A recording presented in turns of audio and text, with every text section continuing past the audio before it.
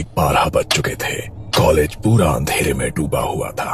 पुरानी लाइब्रेरी के दरवाजे के सामने 4 परछाइयां खड़ी थी।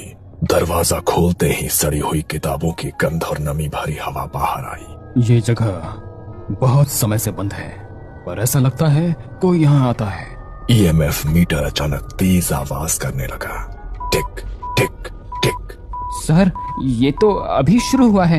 हाँ, और ये सिर्फ शुरुआत है। कॉलेज के सीनियर्स नए स्टूडेंट्स को समझा रहे थे। एक नियम याद रखना, 3rd फ्लोर वाली लाइब्रेरी के पास मत जाना।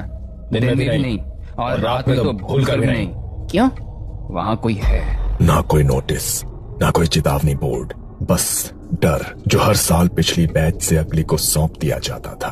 कुछ लड़कियों ने एक दूसरे का हाथ कसकर पकड़ लिया। सबके चेहरों पर बस डर का भाव था, पर उसी भीड़ में अभय सबको देख रहा था। वो डरा नहीं, बस सोच रहा था। अभय की आंखों में वो चमक थी जो डर से नहीं, जिज्ञासा से पैदा होती है। अगर सच में वहाँ कुछ है तो आज तक किसी ने पता क्यों नहीं लगाया? क्योंकि लोग डरते हैं अभय, डरने की वजह से सवाल नहीं करते। पर डर से सच तो नहीं बदल जाता सिमरन। अभय ऐसा नहीं था कि उसे डर लगता ही नहीं, वो बचपन से ही डर को जानता था। उसके दादा पंडित हरिश्चंद्र वर्मा गांव के तांत्रिक थे। रात में अभय उनके पास बैठा कहानियां सुनता रहता। हर परछाई भूत नहीं होती और हर डर झूठ नहीं।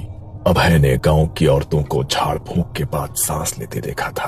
कई लोगों को उसके दादाजी ने बचाया था, लेकिन वक्त के साथ दादाजी चले गए और कहानियां बस कहानियां बन गई। पर अभय के लिए वो सब अब भी सवाल थी। कुछ दिन बाद कॉलेज कैंटीन में 4 दोस्त बैठे थे। यार, उस लाइब्रेरी की बात मत छेड़, वरना रात को नींद नहीं आएगी। सीनियर्स बेवकूफ नहीं होते अभय, कुछ तो हुआ होगा। हाँ, कुछ हुआ होगा, इसीलिए तो जानना जरूरी है। और अगर सच में कुछ हुआ तो हम जानेंगे और उस पर यकीन कर लेंगे, पर कम से कम हमें सच्चाई तो पता चलेगी। लेकिन वो तीनों अब भी डरे हुए थे।